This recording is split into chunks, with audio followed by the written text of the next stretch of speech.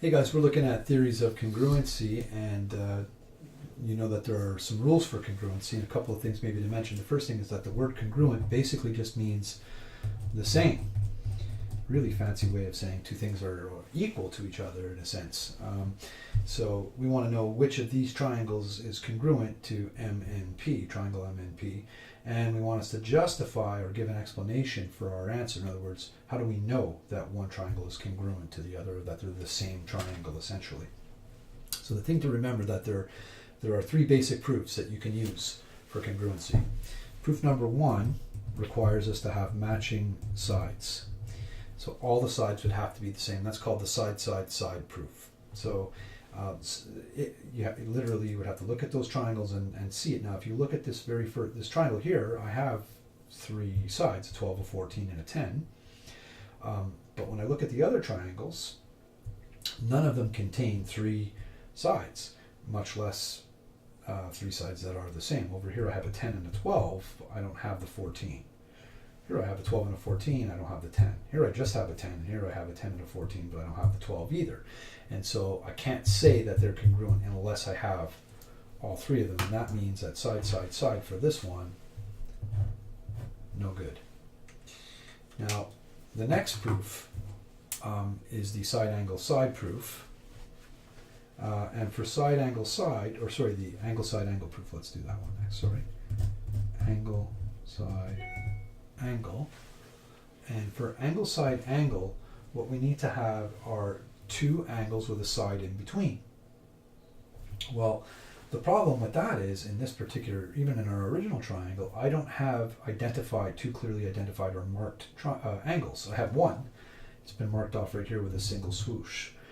Sometimes you'll see them marked with double swooshes or triple swooshes or dots or other ways of indicating that the angles are equal, but in any case I don't have pairs of angles anywhere here, much less a pair of angles with a contained side, right? So for example, if I knew that this was a single dot here, I could say, okay, well, two known angles with a side in between, and then I would look for that pattern here, but I don't have two known angles here nor anywhere else here. So the angle side angle proof, although useful in other cases, is not going to be useful for us in this particular case. So what that leaves us with then is the third proof, which is the side angle side proof. And the side angle side proof requires us to have two known sides with an angle clearly identified in the middle of them. So I've got that here. I've got triangle MNP with an angle, and I've got a measure of MN as being 12, and I've got the measure of NP being 14, and that angle is indicated with a single swoosh.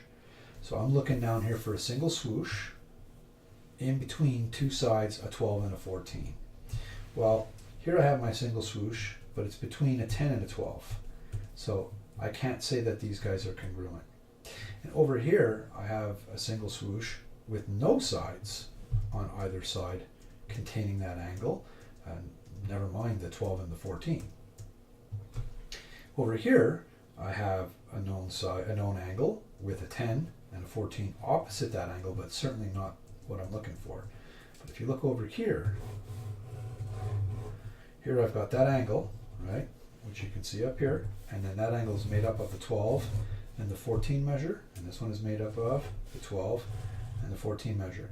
So triangle C is congruent to triangle MNP,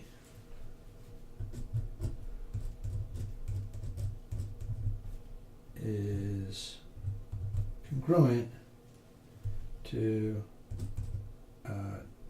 triangle C because of side angle side proof. Triangle MNP is congruent to triangle C.